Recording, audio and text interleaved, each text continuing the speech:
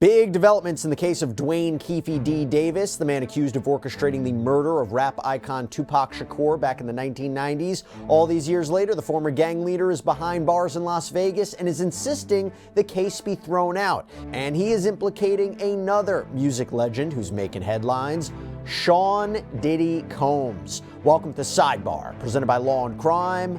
I'm Jesse Weber. Duane Keefe D. Davis is said to be behind one of the most infamous killings in history. Tupac Shakur, the 90s rap superstar, was gunned down while riding in a car with Suge Knight after the Mike Tyson fight at the MGM Grand. And over the years, there have been multiple investigations into Tupac Shakur's murder, but there has been one man who has seemed to implicate himself in the assassination again and again and again. Duane Davis, also known as Keefe D. By the way, spelled sometimes with two F's, sometimes with two E's, even sometimes with a Y. Gets a little bit confusing, but Keefe D. Now, Davis was reportedly the leader of a sect of the Crips street gang in Compton, California that dealt in drug sales and trafficking. Davis eventually did time in prison on drug charges in the late 90s, but since getting out, he has been more open about his apparent involvement in Shakur's death. Davis released his own tell-all book. It's called Compton Street Legend, Notorious Keefe D's street-level accounts of Tupac and Biggie murders, death row origins, Suge Knight, Puffy Combs, and crooked cops. And he started granting interviews with YouTubers who wanted the inside scoop on what happened on that night back in 1996 out in Las Vegas. So Davis and several members of his entourage apparently attended the Mike Tyson boxing fight. But afterward, in the casino, Shakur had attacked Davis's nephew, Orlando Anderson. The fight had apparently been sparked by a previous beef over an alleged stolen neck chain. So the men eventually separated, the two groups went on their way, but Anderson, Davis, and others that were with them were reportedly still pretty heated over what had just happened. And later that night, allegedly, their plan was to target Shakur and Knight. And Knight, of course, is the head of, or was the head of Death Row Records, as they were all stopped at a traffic light. This is what happened. Now, in an interview with the Art of Dialogue channel, Davis said he was in the front passenger seat that night with DeAndre Big Dre Smith and Anderson in the back seat of the rented Cadillac. And what happens next? Who fired the shots? Take a listen. Dre, he was the one that was supposed to shoot, Tupac and Suge, but he got scared, right? No, he didn't really get scared. He wasn't ready for that. They was youngsters, man. Kids. But once again, y'all Crips, right? So he should be used to that, right, Dre? So why was he wasn't ready for that? Everybody got a role, man. Everybody ain't killers. Everybody, you know what I'm saying? Everybody ain't gonna kill. So everybody Dre, ain't he with wasn't that. a shooter? No. Okay, but he was the one that was supposed to shoot up Tupac and Suge, but for some reason he wasn't ready for it, so he gave the gun to Orlando, right? Something like that, yeah. And Orlando is the shooter. He's the known shooter. Everybody know Orlando Anderson was a shooter. So Dre got cold feet. He didn't want to do it. He gave the gun to Orlando, and Orlando shot Tupac and Suge. Yeah, he did his thing, yeah. Now, let's be clear about something. Anderson has always denied that he was the killer. In fact, he died just a few years after Shakur in another shooting. The other men in the Cadillac, DeAndre Smith and the driver, Terry Brown, they are also both dead. But Davis told a lot of this information to Los Angeles and Las Vegas investigators as well. And this is after he apparently became a confidential informant for a task force that was looking into the murder of Christopher Wallace, also known as Biggie Smalls and the notorious B.I.G. By the way, we're about to talk about Diddy. We did a whole separate Sidebar episode on how Sean Combs' former bodyguard came out recently, spoke on a documentary, and saying that Sean Combs could have been involved in the murder of Christopher Wallace. I encourage everybody to check it out if you're interested. But then going back to Tupac, we go to September of 2023. So this is 27 years after Shakur's death. And Davis was arrested near his home outside of Las Vegas and taken into custody. And since then, after he's been charged with the murder of Tupac Shakur, he and his legal team have been working to get him out of jail and to get his case thrown out. Now, we can say definitively he has lost both of those battles. He has pleaded not guilty to first-degree murder. He's supposed to go to trial in March, but I want to explain a little bit more about this. So earlier this month, Davis's defense team filed a motion to dismiss the case. And as part of his argument, he is pointing the finger, seemingly, at Sean Diddy Combs as the one who really is responsible for Shakur's death.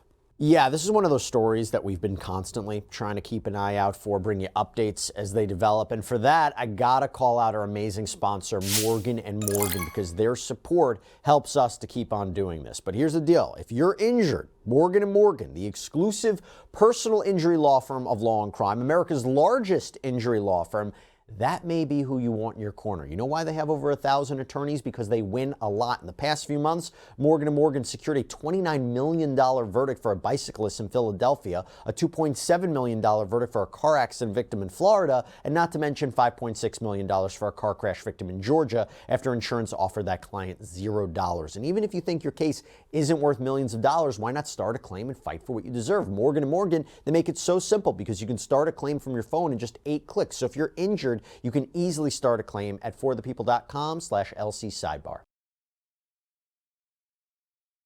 Now, at the time of Shakur's death, Combs was beginning his meteoric rise to the top of the rap world. He had started Bad Boy Records, now called Bad Boy Entertainment.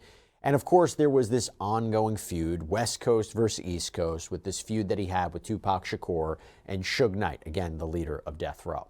So I want to take a look at the legal arguments that Davis's team had in their filing. And it reads, Defendant Duane Keefe Davis hereby files this motion to dismiss on the basis that the state of Nevada has failed to timely pursue these charges against Mr. Davis, failed to provide corroborating evidence to support Mr. Davis's coerced confession, and failed to honor the federal proffer agreement between Mr. Davis and the United States government, thus substantially impairing Mr. Davis's constitutional rights. So 2 big arguments here. One is that the government waited too long to file the murder case, 27 years. They claim that this was done maliciously. By the way, though, typically speaking, there are no statute of limitations for murder. But even if they had filed the charges sooner, this is Davis's other argument, Davis says he's immune from prosecution thanks to an agreement he had with investigators when he was hauled in to talk about Tupac Shakur's shooting. And listen, remember, Bill Cosby, we all remember what happened to him. His conviction for drugging and raping a woman was vacated because his due process rights were violated, since a former DA had in fact made an oral promise to Cosby that he wouldn't be prosecuted. And remember, Cosby relied on that promise to admit some incriminating things about that encounter. So a high court actually determined his conviction should be thrown out. But going back to this, the first big interview that was referenced in the filing is from a couple years after Tupac Shakur died. On July 16, 1998, Mr. Davis was interviewed by Assistant United States Attorney Michael Terrell. Mr. Davis's attorney, Mr. Eddie Fayol, was present. The interview was considered a proffer agreement between the United States government and Mr. Davis, under which any information provided by Mr. Davis would not be prosecuted related to that information. Mr. Davis was repeatedly questioned about the alleged murder of Tupac Shakur. Mr. Davis denied knowing who shot Mr. Shakur. Mr. Davis was asked to speculate as to who shot Mr. Shakur. Mr. Davis stated it was the Compton Police Department under the direction of Suge Knight, owner of Death Row Records. Mr. Davis was asked what would be Mr. Knight's motive, and Mr. Davis responded Mr. Shakur was getting ready to leave working with Death Row Records. At no time during the interview, less than 2 years after Mr. Shakur's shooting, did Mr. Davis state that he or members of Southside Crips were involved in any manner with the shooting of Mr. Shakur. Okay, goes to an issue of credibility. Well, Davis says he was interviewed again in 1999, and during that meeting, he denied that his nephew Anderson was the shooter. Mr. Davis stated that Mr. Anderson was not involved in the shooting of Mr. Shakur. Mr. Davis did discuss that Mr. Anderson was attacked by Mr. Shakur in Las Vegas the night of Mr. Shakur's shooting. Nevertheless, the decision was made to retaliate in Compton since there were so many police around in Las Vegas during the Mike Tyson fight. And during that interview, Davis blamed Compton police for spreading the rumor that Anderson had shot Shakur, although later we know that Davis himself would say that in public statements. But the motion to dismiss also says that Davis was offered immunity during the Biggie Smalls investigation in the early 2000s. The filing reads, the 3 LAPD and FBI agents were part of a task force to solve the shooting of rapper Notorious B.I.G., also known as Biggie Smalls, legal name Christopher Wallace. The task force, through a sophisticated criminal investigation, obtained sufficient evidence that would prove Mr. Davis was the leader of the Southside Crips and his gang was responsible for over 360 kilos of cocaine and PCP. Mr. Davis provided 3 interviews to obtain immunity from prosecution. The final interview were solely questions regarding the Tupac Shakur shooting, which Mr. Davis was also provided immunity from prosecution. So during a December 2008 interview with investigators, that is when Davis allegedly started to spill the beans about his one-time friend, Sean Combs, who he refers to as Puffy. He claims Sean Puffy Combs solicited Mr. Davis to kill Suge Knight and Tupac Shakur for $1 million. Eric Zip Martin, an associate of Puffy Combs, provided Mr. Davis with a gun to exact revenge on Tupac Shakur for the beating Mr. Anderson received. Now, Davis reportedly told the investigators that even though the job had been partially completed and Shakur was killed, neither he nor Anderson ever got paid. He later revealed that he believes Combs had paid the go-between, Zip Martin, who he claims kept the money for himself. And he said much of the same thing in a 2009 interview a year later, because according to the motion to dismiss, the Las Vegas Metropolitan Police Department, as far back as 2009, was in possession of the same set of facts that the Clark County District Attorney is now alleging makes Mr. Davis responsible for the murder of Tupac Shakur. The Clark County District Attorney's Office has offered no reason as to why it waited another 14 years to prosecute a case against Mr. Davis. Mr. Davis has been irreversibly prejudiced by this unnecessary delay in prosecution of this case, and Mr. Davis's constitutional rights have been violated in an extraordinary manner never before witnessed in the annals of the American criminal justice system. Now, of course, there was a response, because the prosecutors from Las Vegas called out Davis for being quite dramatic and said he has been telling on himself for decades. So their motion in opposition to the motion to dismiss states, in the years following Shakur's murder, defendant Duane Keefe D. Davis confessed to being involved in Shakur's murder in nearly every form imaginable. Defendant confessed to some of his role in Shakur's murder during an interview with LVMPD Homicide in 2009. Defendant admitted to seeking a deadly confrontation with Knight and Shakur in interviews with the producers of the Death Row Chronicles in 2017. Defendant recounted his involvement in Shakur's murder in his book published in 2019. And defendant has gleefully claimed responsibility for the murder of Shakur in numerous YouTube interviews from 2019 up until his arrest. And the prosecution then addressed the issue of immunity from prosecution, right? Well, maybe he's admitting everything because, he thinks he's immune.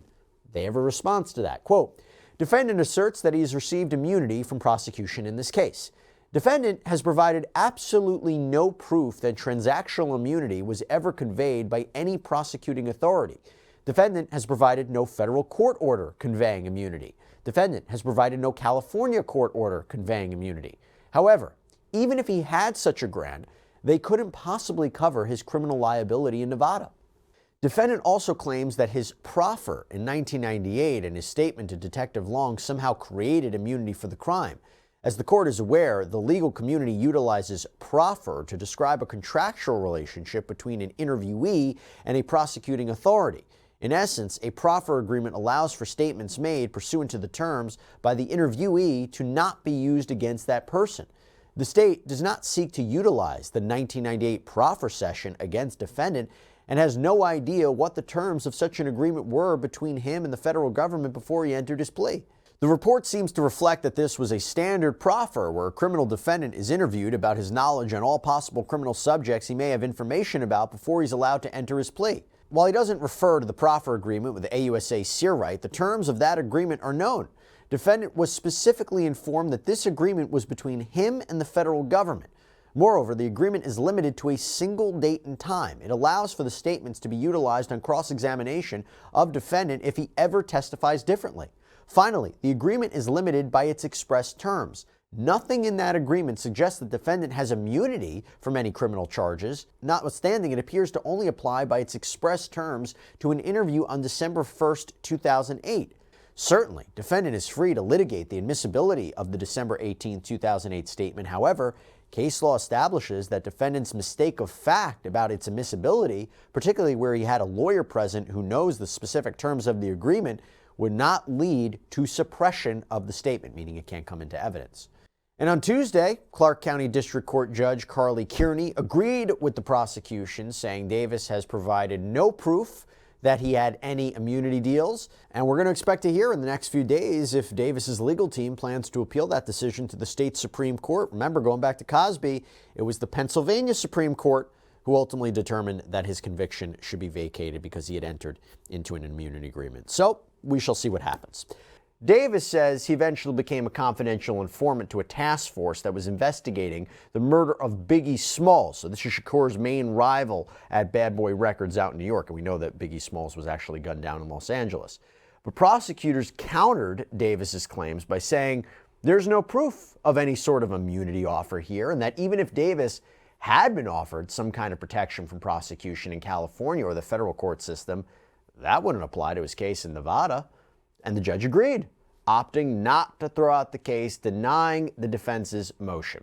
One of the most interesting things to come out of that motion to dismiss, though, is just how many times Davis talked about Sean Diddy Combs over the years, the disgraced rapper and music mogul that we have been focusing upon a lot here on Sidebar, currently in a detention center on federal charges of sex trafficking and racketeering and prostitution, headed to trial out in May. But I want to talk about what Davis has to say about him, what he has to say about, I should say, Puffy. That's one of the many monikers that Combs has adopted over the years, and that's how he refers to him in this filing. So Combs started his meteoric rise to stardom in the early 90s as well. Started Bad Boy Records, now Bad Boy Entertainment out in New York. There was the big East Coast, West Coast beef, Death Row versus Bad Boy. And Davis says that Combs used that as an excuse to put out a hit, an assassination order, on Tupac Shakur and Suge Knight. So let's take a look at what Davis had to say about Combs, and a little bit of note about this. So Davis has told many versions of his story to police over the years, changing some details, leaving other details out. Got to take that with a grain of salt about his credibility. Sometimes he would admit to things, sometimes denying them. Again, just take that for what it is. In fact, I will also tell you, the state talks about that in their opposition to the motion to dismiss, which says on December 18, 2008, defendant was interviewed by task force officers at his lawyer's office. This interview was surreptitiously recorded by LAPD Detective William Holcomb. During this interview, defendant confessed in detail about his involvement in the murder of Tupac Shakur, consistent with his book and subsequent YouTube.com statements. And what Davis revealed in an interview with the Art of Dialogue YouTube channel in 2021 is that his nephew, Orlando Anderson, shot Shakur from the backseat of the rented Cadillac. But during an interview with the FBI in 1999, Davis apparently said something completely different. According to the FBI report, which was included in the motion to dismiss, Anderson was not involved in the shooting death of Tupac Shakur, and neither Davis nor his group killed Shakur or Christopher Wallace, aka Notorious B.I.G.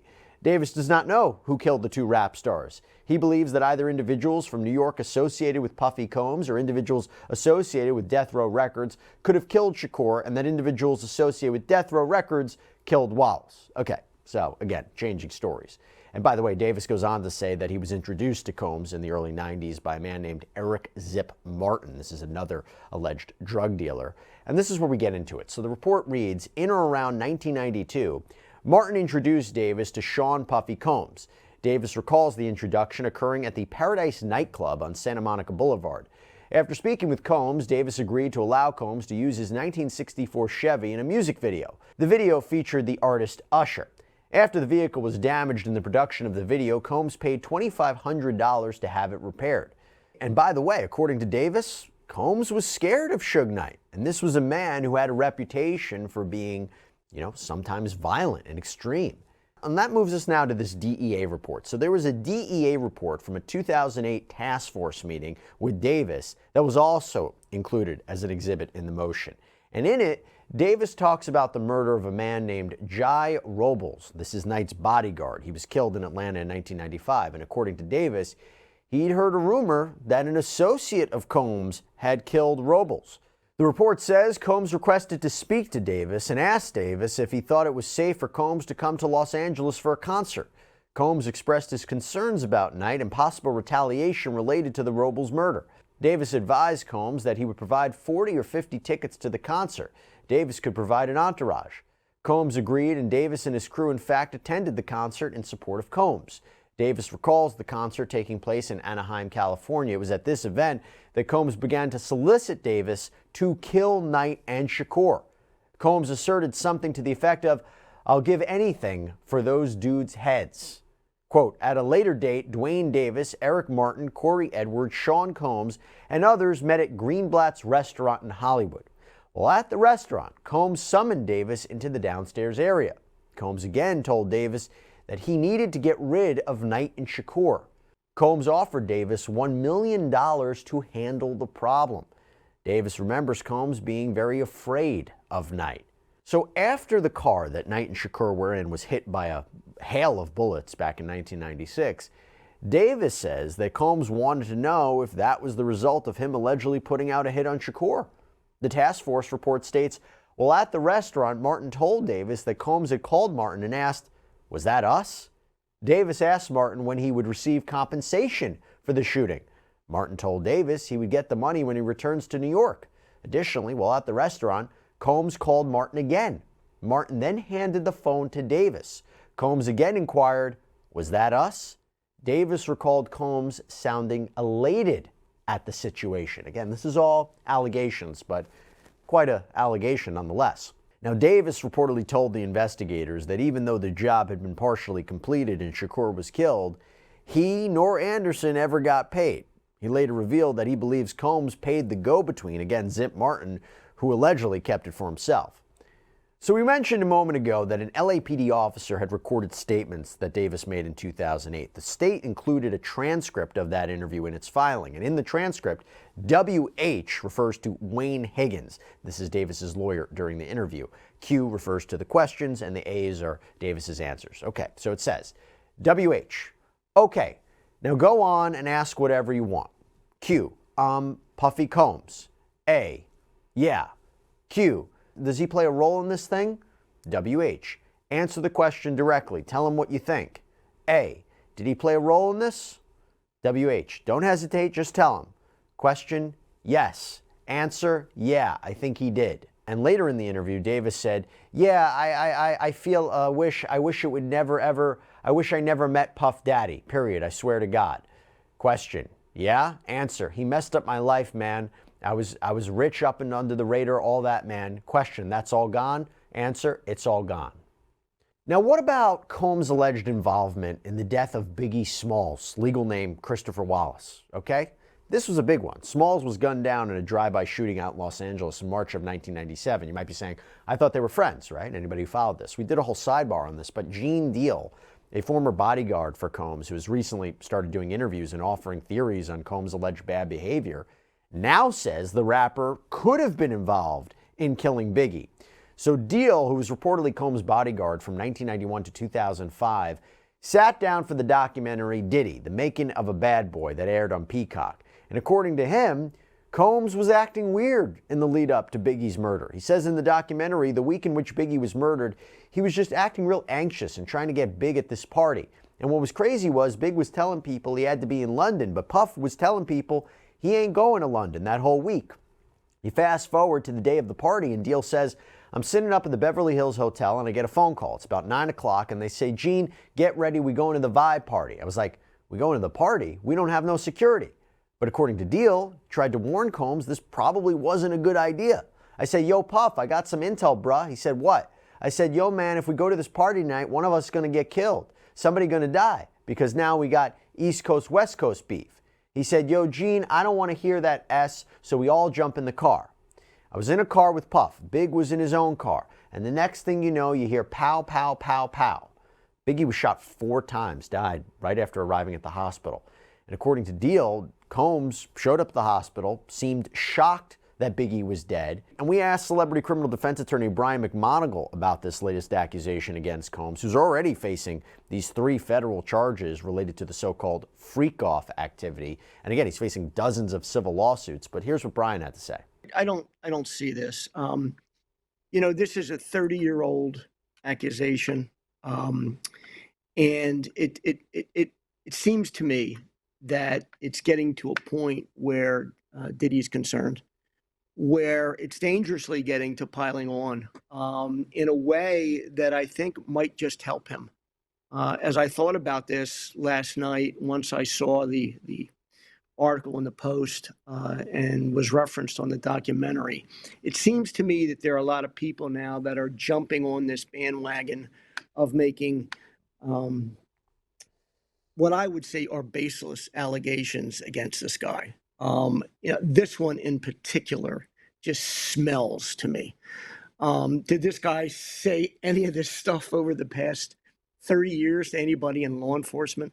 Has there ever been any kind of a suggestion that he was involved by law enforcement? It seemed to me that he was in a close relationship with Biggie, and that if anything, he was on the other side of this East Coast, West Coast fight. So the one thing that I would say about it is just bringing this kind of full circle to this upcoming trial. They're going to be looking for things like this, the defense in this trial. They're going to be looking for accusations that are stretched. They're going to looking for moments that they can disprove things. And make no mistake about it, there'll be a few things like that. And hope that that'll give them the kind of strength and ability to diffuse perhaps as many of these allegations as they can where this indictment's concerned. Now, to be clear about something, Combs has always denied any involvement in the deaths of Tupac and Biggie, and he certainly has not been arrested or charged in connection with their deaths in any way. As for Davis, we go back to him. It's going to be up to his attorneys to decide if they will appeal the judge's denial of their motion to the state Supreme Court. In the meantime, Davis has been denied bail, so he's going to be sitting in a Las Vegas jail until his trial, which is scheduled to begin in March. We'll keep our eye on it. Sean Combs' federal criminal case out of the Southern District of New York, where he faces charges of racketeering conspiracy, sex trafficking through force, fraud, or coercion of victim one, and transportation to engage in prostitution. Trial currently scheduled for May 5th, 2025. I want to go back to the indictment because this is really where it centers upon it. So it alleges that Sean Combs and other members and associates of the Combs enterprise wielded the power and prestige of Combs' role at the Combs business to intimidate, threaten, and lure female victims into Combs' orbit, often under the pretense of a romantic relationship. Combs then used force, threats of force, and coercion to cause victims to engage in extended sex acts with male commercial sex workers that Combs referred to as, among other things, freak-offs. Freak-offs were elaborate and produced sex performances that Combs arranged, directed, pleasured himself during, and often electronically recorded. In arranging these freak-offs, Combs, with the assistance of members and associates of the Combs enterprise, transported and caused to be transported commercial sex workers across state lines and internationally. Freak-offs occurred regularly, sometimes lasted multiple days, and often involved multiple commercial sex workers. During freak-offs, Combs distributed a variety of controlled substances to victims, in part to keep the victims obedient and compliant. Sometimes, unbeknownst to the victims, Combs kept videos he filmed of victims engaging in sex acts with commercial sex workers. After freak-offs, Combs and the victims typically received IV fluids to recover from the physical exertion and drug use. And let's not forget that prosecutors allege that these freak-offs weren't just happening years and years ago. In one of their letters to the court, they wrote, "Indeed, since at least in or about January 2024, when the defendant was unquestionably aware of the criminal investigation, the evidence shows that he is engaged in multiple freak-offs, some involving the interstate transportation of individuals to participate, has continued to use narcotics, and has contacted multiple witnesses." Now, I think there's a fair argument to say that Sean Combs' defense counsel isn't going to shy away from the term freak-off. They might accept, yeah, Sean Combs called these sexual encounters freak-offs. Yeah, they weren't with commercial sex workers, but maybe it was group sex, or maybe it was things that were filmed with him and a partner of his, but doesn't make it illegal. The way it becomes illegal is if you do bring in these sex workers, if there is some sort of force or fraud or coercion that is used, or there are narcotics that are used, and this idea that it wasn't on the up and up. But I think they're going to say it might be different from what you and I do, but it's not necessarily illegal. I want you to keep that in mind. And obviously, as you heard there are elements to the racketeering charge, this kind of idea that there was a criminal enterprise that engaged in all sorts of illegal activity. Sean Combs was leading it. The sex trafficking, again, you particularly moving people across state lines for commercial sex acts. There has to be an element of fraud or force or coercion. Combs' attorneys filed a letter asking Judge Arun Subramanian, this is the judge in the Southern District of New York who is overseeing this case, they are asking him to order the prosecution to electronically produce videos of the freak-offs to the defense. And the reason they want these electronically produced. The reason they want copies of these in their possession to review and analyze, and why they need the court to step in, is because they say that under the current protective order in this case regarding how evidence will be viewed and disseminated, the video evidence is available for inspection only, right? They have to go to a certain place provided by the prosecution in order to view these videos. They say that's not fair. And according to the defense, the federal prosecutors refuse to produce over these videos to them. But more importantly, and this is the key, Combs' lawyers write, we need these videos because they prove our client is innocent. Quote, having reviewed these videos, it is now abundantly clear that they confirm Mr. Combs' innocence and that their full exculpatory value cannot be investigated and used unless they are electronically produced. The 9 videos at issue are the so-called freak-off tapes with victim 1 that the government has repeatedly referenced, causing wild speculation in the media. Contrary to what the government has led this court and the public to believe, the so-called freak-offs were private sexual activity between fully consenting adults in a long-term relationship. Like many Americans in the privacy of their own bedrooms, they sometimes filmed their sexual activity. These videos unambiguously show that the person alleged in the indictment to be victim 1 not only consented but thoroughly enjoyed herself. And we believe victim 1 to be Cassandra Ventura. This is Diddy's ex, who first filed that initial sexual assault lawsuit against Combs back in 2023. She was also in that infamous surveillance footage that was published by CNN months ago, where you see Sean Combs in a towel beating Cassandra Ventura, dragging her, kicking her. The filing goes on to say, quote, moreover, contrary to innumerable sensationalistic media reports, the videos do not depict sex parties. There are no secret cameras, no orgies, no other celebrities involved, no underground tunnels, no minors, and not so much of a hint of coercion or violence. So not only talking about the allegations in the indictment, but also all of the claims that have been made in the media as well. Now, far from the government's lurid descriptions, the videos show adults having consensual sex, plain and simple. At bottom, this case is about whether victim 1 was or was not a willing participant in her private sex life with Mr. Combs. The videos confirm that she plainly was. And the defense in this letter describes victim 1 in these videos as, quote, happy, dominant, and completely in control.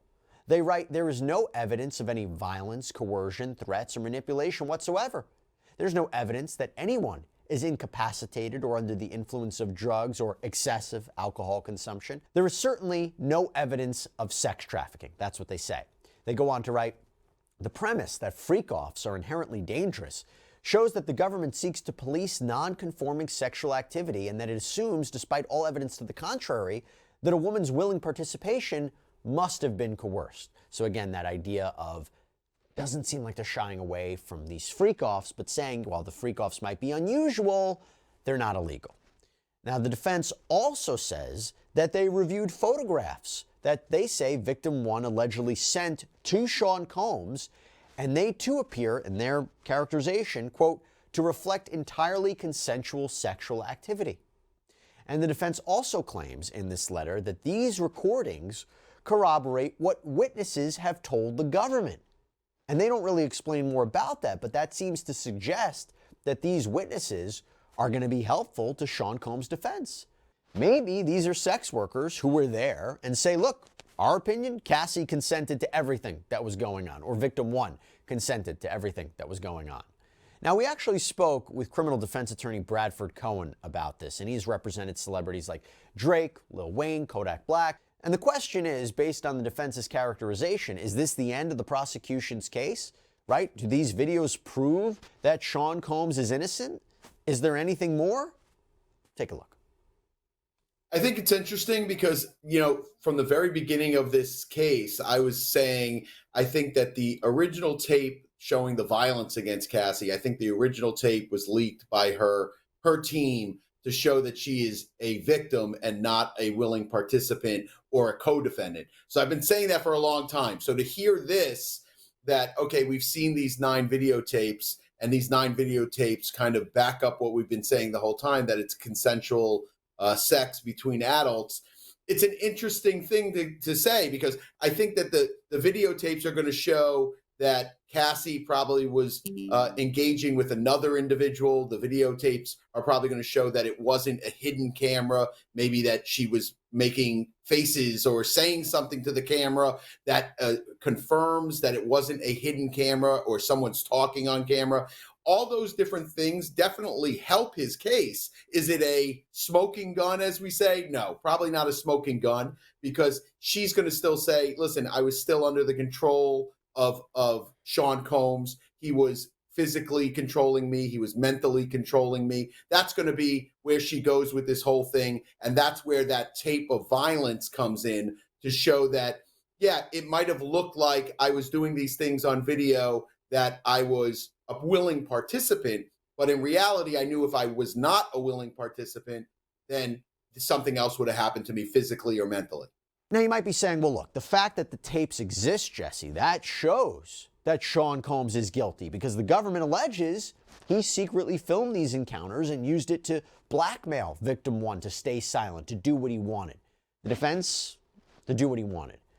Well, the defense has an answer to that in their letter. They write, these recordings were not on Mr. Combs' devices and were not seized from his homes. Rather, victim one kept these videos on her own device for years and produced them to the government herself. Now, Bradford also had an interesting take on that as well. If the defense had these tapes, or Sean Combs had these tapes, when the tape came out, or when the accusations came out that she was not a willing participant in this sex, you don't think those tapes would have been leaked? Like, well, he would have gotten in a lot of trouble if he did that, right? Well, before the charges were even filed, when she said, when she first hit him with the civil complaint, and in that civil complaint said she was not a willing participant, she was not involved in these things, all these different kind of accusations in that civil complaint, you would at that point say, what are you talking about? He settled with her the next day. And if you're him, I don't want to release these videos of me, my private sex life. He probably didn't want to. No, but you could, there's a way you could leak it to make sure her version of events was questioned. Now, in terms of the defense's argument for why they are entitled to electronic production copies of these videos, they argue that this is a form of exculpatory evidence covered under what we call in the law Brady, that the government has to turn over, that Combs has a constitutional right to properly prepare for his defense. He has a due process right. That's why he should have it. And they also cite the federal rules of criminal procedure, specifically Rule 16, which states in part, upon a defendant's request, the government must permit the defendant to inspect and to copy data that is within the government's possession, custody, or control, and that is material to preparing the defense. And here they argue that videos of the freak-offs, they are material because that's essentially the prosecution's central point in this case, the freak-offs. And they argue the government has not presented enough evidence to withhold the videos because this is not child pornography. This is not classified information. Now, the prosecution responded in a letter of their own to the court, and they didn't directly respond to the Rule 16 argument or what the tapes show, but they argued that the defense's letter violated the protective order that has been put in place by the court. That under the protective order, that no portion of the videos should have been filed on the public docket without being filed under seal or without the defense first conferring with the government as to the designation. And they said neither occurred. Quote, instead of conferring in advance or redacting all content related to the videos, the motion blatantly violated the protective order when it left unredacted descriptions and characterizations of material designated AEO, attorney's eyes only. And they argue this threatens the privacy of victims, and they are asking the court to remove it from the public filing and have it be refiled with redactions. Well, the defense responded to that in a follow-up letter, and they said, look, we will make the requested redactions, but they want the court to step in. And they want to be able to refile this with narrower redactions. Why? Because they argue that the government's request was way too overbroad, that the government, they already told everybody what all of this is about, that they have been quite explicit and specific about freak-offs. And they also argue that there is a presumption of public access here. This is about the government's key piece of evidence in this case, the freak-offs, and that Mr. Combs' trial rights are being compromised by not having proper access to this material. They write, indeed, the public can only have confidence in the conscientiousness, reasonableness, or honesty of judicial proceedings if the documents on which judges rely are publicly available. And they say the government provides no satisfactory or adequate reason for why this information needs to be sealed. And I want to read you this part in its entirety because I think this is really key to the defense's argument. So in their letter, they write, quote, "While victim one may have privacy interests that justify keeping the videos themselves under seal at this stage, including details of the content of the videos, the fact that victim one was filmed while participating in the so-called freak-offs is public information. Indeed, the government has publicized that these were extended sex acts with male commercial sex workers and elaborate and produced sex performances that were electronically recorded. The government has publicized gratuitous details, including the use of baby oil, lubricant, extra linens and lighting, room damage, and delivery of IV fluids. The government even held a press conference publicizing the seizure of more than 1,000 bottles of personal lubricant and baby oil. And the government has publicly asserted that during the freak-offs, alleged victims were subjected to physical, emotional, and verbal abuse, including being hit, kicked, and dragged, and that alleged victim claims are corroborated by videos of the freak-offs. Faulting the defense for characterizing that same evidence as exculpatory and consensual is an unfair double standard and demonstrates the government's intent to mislead the public and the court. To accept the government's broad reading of the protective order would turn it into a tool to shield the public from any interpretation of the evidence that could be favorable to Mr. Combs, after the government has been able to tout its own inculpatory interpretation. The result will be an unfairly polluted jury pool, manufactured by the government's misleading narrative and widely disseminated by the press." So the question becomes, how much will be revealed about these tapes, either before trial or even during trial? And you wonder how much a jury will be sitting there being shown these tapes, looking to see if there's illegal or consensual activity going on.